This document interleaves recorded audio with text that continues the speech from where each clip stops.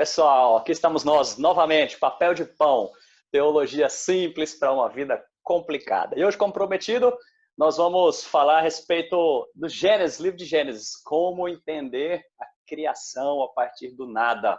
Então, nós estamos aqui novamente, nós quatro, para conversar um pouco a respeito disso, para tentar trazer lucidez para vocês nesse tema. Claro que nosso objetivo não é aprofundar todas as questões e resolver tudo isso aqui no tempo que a gente tem, mas nós podemos conversar um pouco a respeito disso. E vamos lá, para a gente começar essa história, quero perguntar aqui para meus amigos, qual que é a importância de nós entendermos a criação?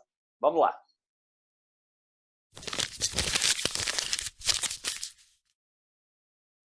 Manda ver aí, gente, qualquer um. Bora. Qual que é a importância da gente entender a criação? Gustavo, deixa eu começar com o argumento mais simples possível. Uhum. A importância de entender a criação, ou a importância de crer na criação, eu acho que não está desassociada as duas coisas, é a base, ou uma das bases fundamentais para que nós tenhamos uma relação com Deus, ou entendamos quem Deus é. Quando eu percebo Deus como qualquer outra coisa, além de criador, então eu tenho um problema muito sério sobre como entender quem Deus é. Então, eu diria que entender a criação é absolutamente fundamental para que a gente possa compreender a pessoa de Deus. Massa, bom demais. Rafa ia falando alguma coisa aí? Eu só brinquei que eles têm que começar por ordem alfabética. Para falar desse tema, tem que mandar na ordem alfabética. Mas eu concordo.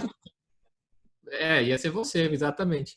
Eu concordo com o Vinícius, a ideia do Deus Criador é fundamental, né? Entender que Ele é a origem de todas as coisas e de que toda a criação foi feita a partir da sua palavra. Esse é um princípio fundamental para se entender a palavra de Deus, para entender a Bíblia, consequentemente para entender quem Cristo é e todas as outras questões. Sem essa base, você não consegue estabelecer nada na teologia cristã. O cristianismo tem como base exatamente essa ideia, que o Deus Criador é o Senhor de todas as coisas, Ele cria, dirige, e tudo foi criado a partir do nada, porque Ele é o tudo, né? Tudo vem dele. Legal ter falado isso, Rafa. Pode falar, Jones. Eu acrescentaria uma coisa apenas, né? Não apenas entender a criação nos mostra esse aspecto, né, da soberania de Deus, mas também o porquê que nós precisamos de Deus. Tem uma citação de Agostinho, que está nas Confissões, que eu gosto muito, que diz assim: fizeste-nos para ti, de maneira que a nossa alma anda inquieta, enquanto em ti não descansa. Se nós fomos criados por Deus, nós precisamos dele e só seremos satisfeitos nele.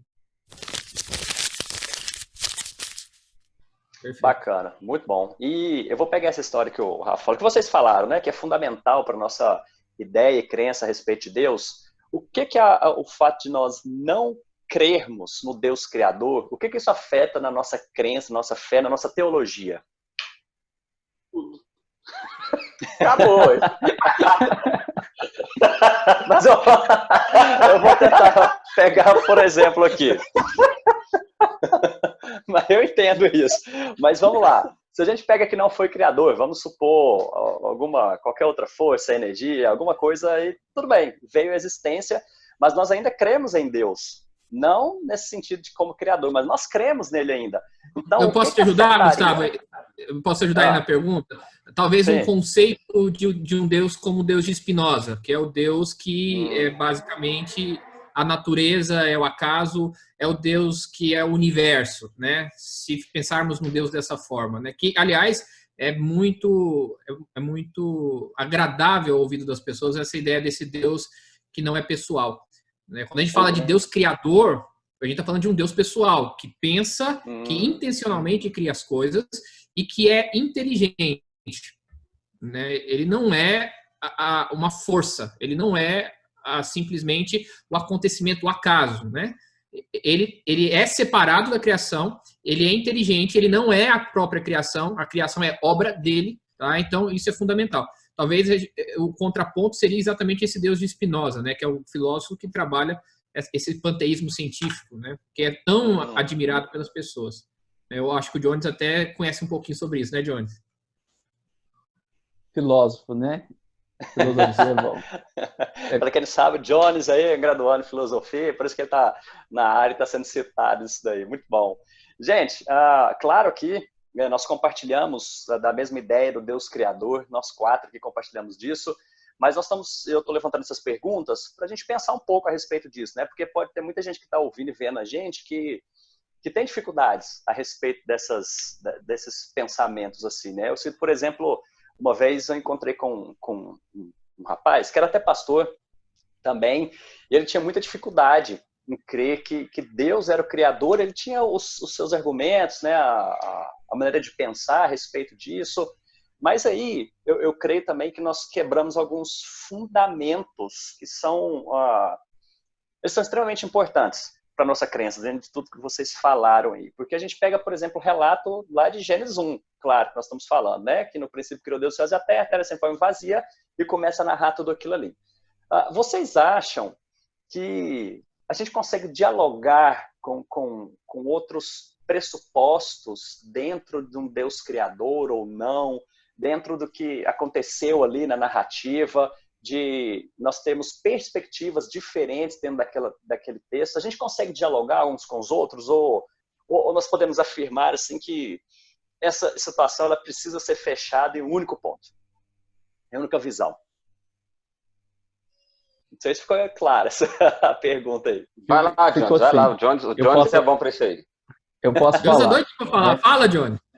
A gente tem que, primeiramente, entender e fazer uma abordagem descritiva. O que é isso? Né? Descrever essas coisas antes de fazer uma análise, antes de emitir um juízo, antes de falar qual que é a nossa posição. Então, assim, se a gente for pensar bem, por exemplo, o evolucionismo, o criacionismo e o materialismo, né? Eu vou explicar esses termos. O criacionismo é a ideia de um Deus criador. O criacionismo, ele não é apenas cristão, ou, na verdade, assim, não apenas o cristianismo é criacionista. Várias outras religiões acreditam numa divindade criadora. Então, existe o criacionismo cristão, que é o que nós cremos. O materialismo, já as versões mais tradicionais dele, acredita numa matéria pré-existente, né? Hoje em dia, o materialismo ele já distanciou bastante dessa ideia da matéria pré-existente, mas no início a matéria é o que existia desde sempre, e da matéria do nada, eterna. A matéria eterna e da matéria que surgiu todas as coisas, né? O evolucionismo, ao contrário, é uma teoria de seleção de espécies. O Gustavo é biólogo, ele pode até me ajudar melhor nisso, né? Então, o criacionismo e o materialismo, nós temos teorias do início, como tudo começou. Isso nós chamamos de cosmologias, teorias sobre como tudo começou. O evolucionismo não é uma teoria de como tudo começou, é uma teoria de seleções de espécies. Por isso que hoje pode existir, por exemplo, criacionistas evolucionistas. Não é a minha posição, agora eu estou fazendo um juízo de valor. Não sou criacionista evolucionista por causa do aspecto teológico do pecado. Como nós somos teólogos reformados, né, a gente acredita que o mal do mundo é o pecado. Nós colocamos a culpa e a maldição que nós vivemos hoje neste mundo no pecado. Então, nós não vemos uma evolução. Nós vemos o homem que foi criado perfeito e decaiu. Nós vemos uma queda, um movimento inverso. Então, por causa do pecado, eu não sou evolucionista. Mas existe criacionistas evolucionistas e isso não é logicamente impossível, né? Apesar de eu não comungar com essa opinião. Eu creio, vou passar para os próximos. O Vinícius está impressionado com a resposta. Quem aprendeu, aprendeu. Quem não aprendeu, não aprende mais. Agora é contigo, Vinícius. Deixa eu só falar antes aqui, porque a gente pode correr um risco aqui, né, de ser acusado de estarmos sendo, né, reducionistas demais, pegando alguns termos e enxugando. Mas é para deixar bem claro aqui, como eu disse no começo, nosso intuito não é destrinchar as suas minúcias de cada tema. Claro que a gente pode pegar outros podcasts desses, outros episódios, para a gente falar de cada parte dessa, a gente destrinchar. Mas, antes de você nos acusar disso, saiba que a gente quer dar um panorama geral aqui do que nós estamos falando, as formas como a gente pode pensar e o que nós pensamos também para a gente poder argumentar e conversar a respeito disso. A gente não quer causar polêmica, não quer discutir no sentido de travar alguma batalha, mas é trazer conhecimento e trazer pensamentos a respeito dessa área, tá ok? E agradeço o Jones ter falado isso daí, porque... Só para fazer uma ponte daquilo que eu disse, a ideia exatamente de Spinoza é esse materialismo, é tentar trazer religiosidade ou espiritualidade a esse materialismo, e essa ideia de que o acaso sempre esteve por aí, e esse é o Deus, né? A beleza do que existe, né? Então, seria materialismo espiritual, não sei se existe essa definição, mas talvez a gente possa entender dessa forma. Só para a gente perceber que a espiritualidade ela vai estar em qualquer uma das linhas, né? O que diferencia a nossa posição? É exatamente um Deus criador que criou tudo do nada. Por isso somos criacionistas. Tá? Criacionistas cristãos, como o Jones bem definiu. E é essa a grande definição, essa é a grande diferença, esse é o grande contraste. Tá? Nada existia antes. E tudo existiu depois do verbo, depois daquilo que ele diz a partir da sua própria boca. Tá? Por isso ele vai dizer, inclusive, lá em João, que Jesus é o verbo e tudo existe por causa dele, para ele e por ele. Né? Rafa, só para fazer essa ponte. Já emendando outra ponte aqui. Eu acho que uma coisa importante de se destacar é o seguinte: quando o texto de Gênesis foi registrado, né, porque a gente sabe que Moisés foi a pessoa que, pelo menos é tida como a pessoa que registrou, mas talvez não tenha sido ele exatamente quem escreveu ou compilou isso, enfim. Esse é outro podcast. Mas a ideia é o seguinte: o propósito me parece que é muito claro, no sentido de que a necessidade de mostrar para um povo que tinha ficado 400 anos no Egito, estava peregrinando pelo deserto rumo à terra prometida, então ali existiria uma relação de perpetuidade entre o povo e o seu Deus, e durante esse caminho era necessário lembrar aquele povo quem era aquele Deus. Então, me parece que a ideia de o Deus criador, por isso que eu disse sem Deus criador não tem mais nada, porque é o ponto de partida da própria Bíblia, da própria palavra de Deus, apresentar quem é esse Deus. Espera aí, deixa eu dizer para vocês quem eu sou. Eu sou aquele que criou todas as coisas. Ponto. Agora, sim, é claro que existe a discussão, né? Hoje existe também a questão do design inteligente, né? Que alguns cristãos têm caminhado bastante aí. Existem outras situações que eu acho que são complexidades que a mente humana foi gerando, no sentido de buscar anseios por algumas respostas e tal. Agora, eu realmente acredito, porque, por exemplo, você usou o exemplo de uma pessoa que você conversou que tinha dificuldade em ver Deus como criador. Eu fiquei até na dúvida, falei, não, peraí, será que a dúvida era se era questão de literal, se era disso, ou era realmente assim, não existia nada e Deus criou? Porque, para mim, não tem como um cristão se dizer cristão se ele não crê em Deus como criador. Para mim é impossível isso. É impossível. Porque é o pressuposto da Bíblia. É a primeira apresentação de Deus para o seu povo. É essa. E essa é a grande intenção. E essa é a grande intenção de Gênesis, né, Vinícius? Isso então, exatamente. Exatamente. As pessoas vão tentar pegar Gênesis para cientificamente provar a criação do mundo. E Gênesis não tem essa intenção, não é essa a intenção de Moisés a escrever, não é a intenção do texto.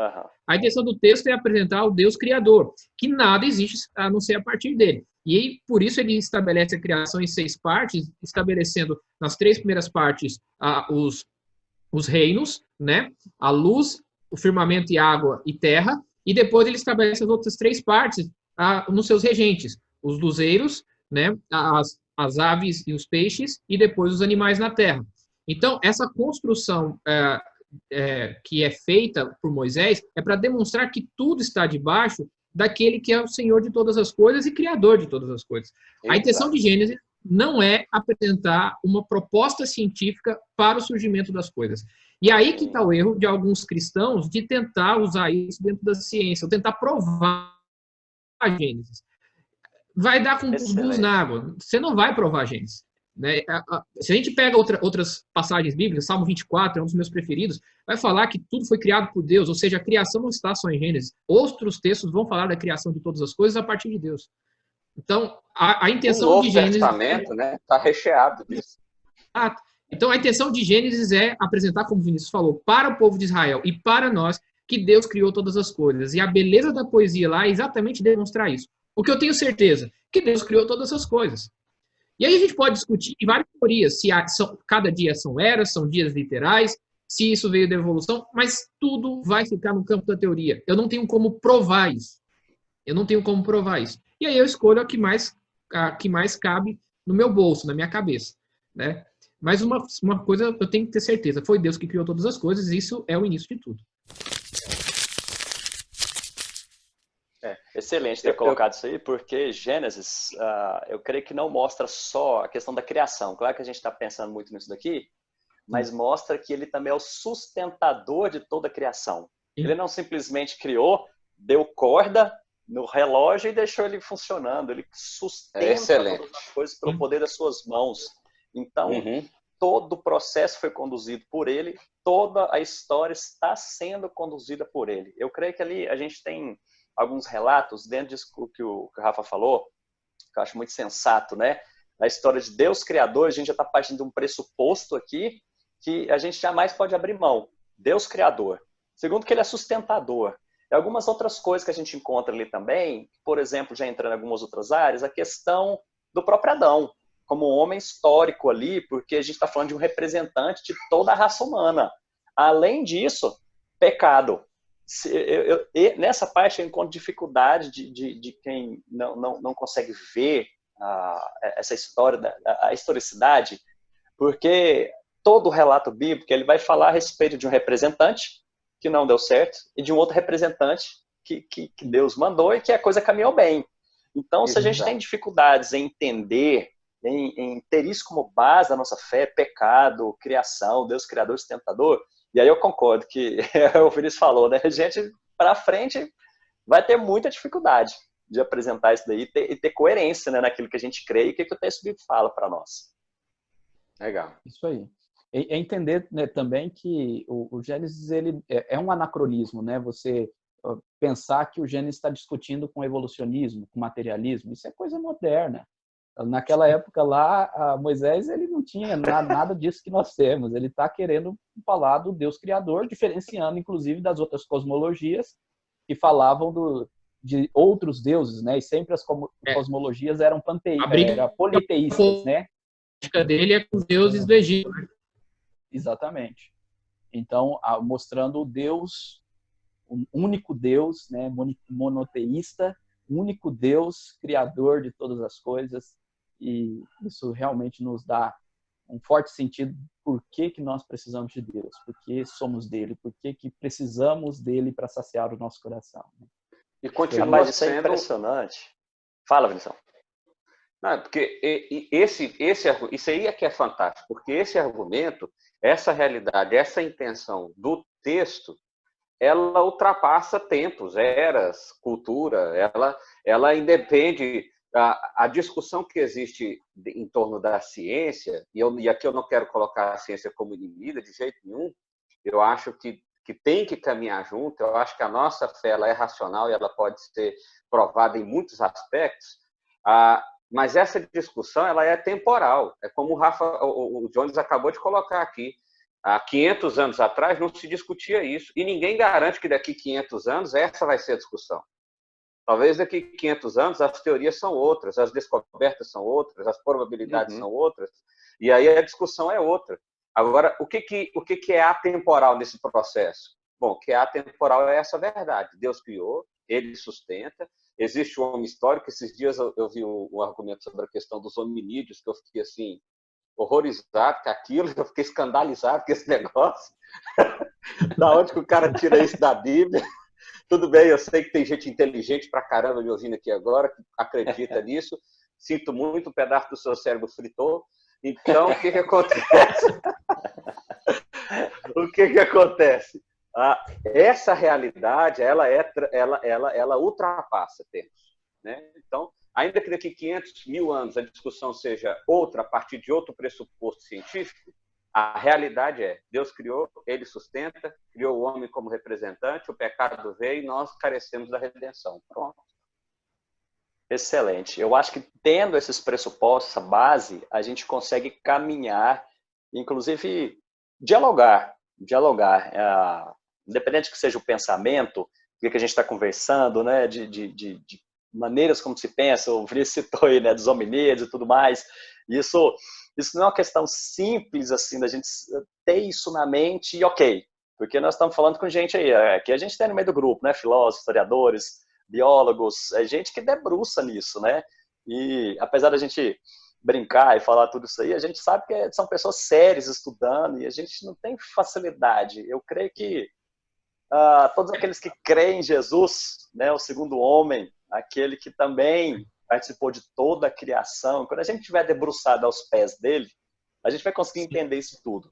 Mas Gustavo, jamais, sem abrir mão dos mas pressupostos. é importante colocar uma questão aí dentro dos estudiosos. Você falou aí, eu sou formado em História, o Vinícius em Direito, você em Biologia, o Jones em Filosofia. Então, assim, a gente tem discussões acadêmicas, eu passei por isso.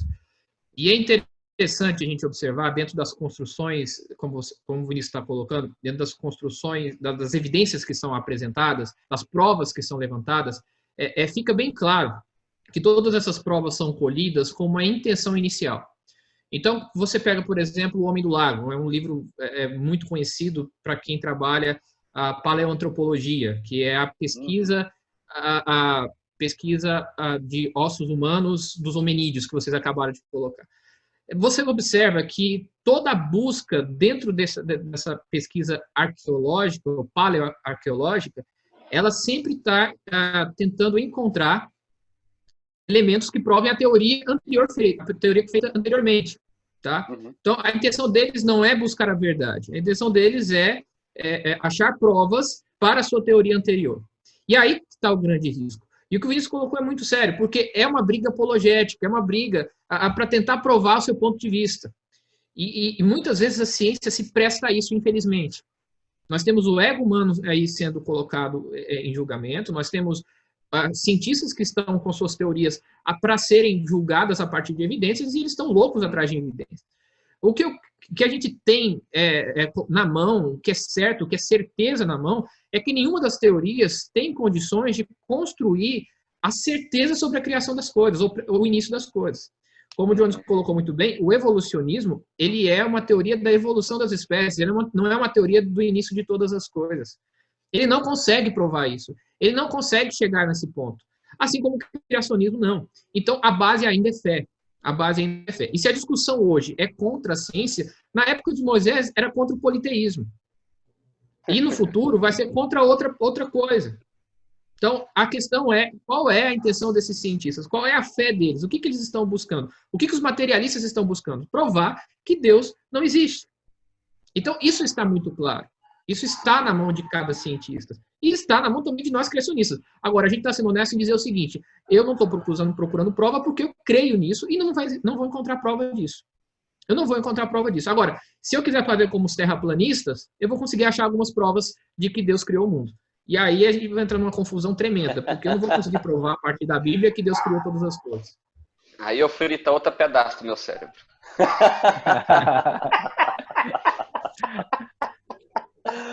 Excelente, gente. Nós já vamos partir aqui. Eu acho que o Jones está coçando para falar aí, viu, Gustavo? Tá? Então fala, Jones. Se você me permitir finalizar com uma citação de C.S. Lewis, eu tô feliz. Manda ver. Então, não, argumenta antes aí, rapaz. Não, argumentar eu já tá suficiente. Fica pro próximo. Pro próximo, sabe? E a gente volta nesse tema, né? Mas o C.S. Lewis, ele foi indagado numa entrevista sobre o pensamento dos materialistas, né? Entende? O materialismo clássico, e não tem nada a ver com o materialismo consumista que nós falamos hoje, né? Hoje um materialista é aquele que compra, né? Não é isso. O materialismo aqui é aquele que crê na matéria pré-existente. Então, o materialista clássico e alguns astrônomos acreditavam que tudo surgiu de uma colisão acidental de estrelas. Olha a resposta do C.S. Lewis. Se o sistema solar surgiu por uma colisão acidental, o surgimento da vida orgânica neste planeta também foi um acidente, bem como toda a evolução do homem. Neste caso, todos os pensamentos atuais são meros acidentes. Afinal, são subproduto acidental do movimento atômico. Isso vale para o pensamento dos materialistas. Mas se os pensamentos deles, isto é, dos materialistas e astrônomos, são meros subprodutos acidentais, por que devemos acreditar que são verdades? Olha só. Grande. Pronto, acabou. A gente encerra aqui. Mais o que falar. Excelente, Jones, excelente. Gustavão, eu queria falar uma coisa, se você me permite, que é o seguinte, eu brinquei muito aqui e tal, mas é porque, assim, para mim esses pressupostos são muito caros. Agora, isso não, na minha visão, não sei se vocês compartilham disso, mas isso para mim não encerra a discussão, ou não permite a discussão. Eu acho que pode haver discussão, né? A gente tem a discussão lá se são dias ou se são eras, por exemplo, no hebraico original. A gente tem algumas discussões nesse sentido, algumas discussões importantes que eu acho que pode valer a pena. A única questão aqui é que eu sempre vou partir do pressuposto bíblico, de Deus Criador.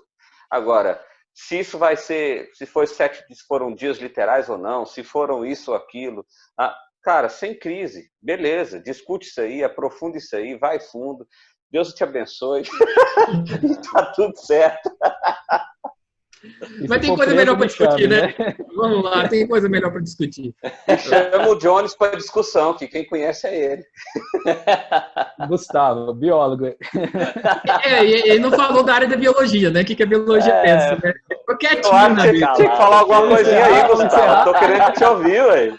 Rapaz, eu falei aqui, eu acho que o básico, fundamental do que eu creio, e o restante a gente consegue dialogar. Cara, mas eu confesso assim que eu tive as dificuldades na faculdade, né? Antes de tentar aprofundar no tema, ler mais coisas, inclusive na descrição desse vídeo aqui, você também vai encontrar algumas indicações de literatura. Claro que isso aqui vai ser também só por algumas streams de áudio, mas depois procura a gente aí na nossa página também, Papel de Pão, e lá vai ter descrição de algum material que a gente vai indicar para vocês, de coisas que a gente crê, de coisas que a gente acha extremamente importante. Mas voltando aqui, eu tive as minhas dificuldades, sabe, de crença, até resolver isso exatamente como nós falamos e aqui. Consigo ouvir outras fontes sem falar, né, tá louco, né, vai ser julgado lá, vai pro inferno. Mas eu consigo conversar com essas pessoas, entendê-las, mas jamais sem abrir mão do que eu penso. E a história é como a gente fala, né, é mostrar o meu lado do que eu creio. A gente parte do pressuposto, eu acho que isso é claro para todos nós aqui, de que o grande pressuposto é que a Bíblia é a palavra de Deus, inerrante, infalível, completamente inspirada, o seu escritor completamente inspirado ao escrever aquele texto, portanto, nós cremos nisso, da forma como Deus quis registrar. A gente consegue ter algumas aberturas, no sentido de algumas interpretações, porém, sem jamais, vou voltar de novo, estou falando isso aqui muito, né? Sem jamais abrir mão desses pressupostos que a gente falou aqui. Isso aí fica muito claro. Não, mas eu acho que é importante falar isso, Gustavo, porque às vezes alguém está ouvindo aí e está pensando assim, gente, então será que eu não sou crente? Não, meu irmão, você é crente, está tudo certo. O que nós estamos dizendo aqui é que sem o Deus Criador não existe fé cristã. É isso que nós estamos querendo dizer.